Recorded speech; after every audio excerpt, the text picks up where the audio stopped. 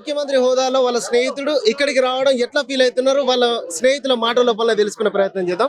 మేము 83-85 బ్యాచ్. మా మిత్రుడు మా స్నేహితుడు సీఎం అయినందుకు మాకు చాలా గర్వంగా ఉంది. ఇంటర్మీడియట్ తర్వాత హైదరాబాద్ వెళ్ళి ఇప్పుడున్న ముఖ్యమంత్రి వర్యులు నేను కూడా ఒకే కంపెనీలో జాబ్ చేశాం. 10 సంవత్సరాలు ఒకే రూమ్ లో కూడా ఉన్నాం. చెప్పాలంటే ఒకే ప్లేట్ లో కూడా తిన్నాం ఇద్దరం. ఆయన చొక్కా నేను వేసుకున్నా, నా చొక్కా ఆయన వేసుకున్నటువంటి మిత్రత్వం మా అందరిది కూడా. మేము సినిమాలు కూడా చూసేవాళ్ళం. మేము మెట్రో హోటల్లో బాగా పూరి తినేవాళ్ళము. ఢిల్లీ వాళ్ళ కాఫీ టీ తాగేవాళ్ళము. తర్వాత కోటి పద్మం హోటల్లో మేము బచ్చాలు అవి కోటి పద్మం హోటల్లో కూడా మేము బచ్చాలు అవి తినేవాళ్ళం. బోయమచ్చన్న ఇంట్లో ఉండేవాడు. మేము బాగా జాంపన్లు కూడా తినేవాళ్ళం. అందుకని మా మిత్రుడు జాంపన్ లాగా ఉంటాడు.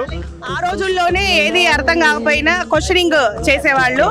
ఆ వాయిస్ డిఫరెంట్ అన్నమాట. ఇప్పుడు కూడా మనం చూస్తే వాయిస్ లోనే ఉంది ఆ వైబ్రేషన్. మేమంతా కలిసి ప్రతి ట్యూషన్కి వెళ్ళేటప్పుడు కూడా ఆయన సైకిల్ మీద వెళ్తుంటే సైకిల్ తీసి గాలి తీసేవాడండి. మేమంతా నడుచుకుంటూ వస్తే తను కొంచెం ఎంజాయ్ చేసేవాడండి బాగా. ఇప్పుడు కూడా నాయకత్వ లక్షణాలు, ఎందుకంటే అప్పుడు ఎలక్షన్స్ ఉంటుండే కాలేజీలో, చాలా చురుకుగా ఉంటుండే. అది మాత్రం మాకు ఐడియా ఉంది. చాలా ఏళ్ళకి 40 ఏళ్లకు మళ్ళీ మొదటిసారిగా సార్ చూసే వరకు చాలా సంతోషం అనిపిస్తుంది. తను చిన్నప్పటి నుంచి కూడా ఏదైనా ఒక పట్టుదల ఉందంటే, ఒకటి అనుకుంటే అది సాధించే వరకు నిద్రపోడు. ఖచ్చితంగా అది సాధించాలి అనేటటువంటిది. తను ఇంకో మంచి ఆర్టిస్ట్. చాలా చక్కటి హ్యాండ్ రైటింగ్, బొమ్మలు వేయడము అన్ని కూడా చాలా అందంగా వేసేవాడు. చాలా మంది రికార్డ్స్ లలో కూడా తనతో పేర్లు రాయించుకోవడం అట్లాంటివి చేసేవాళ్ళు.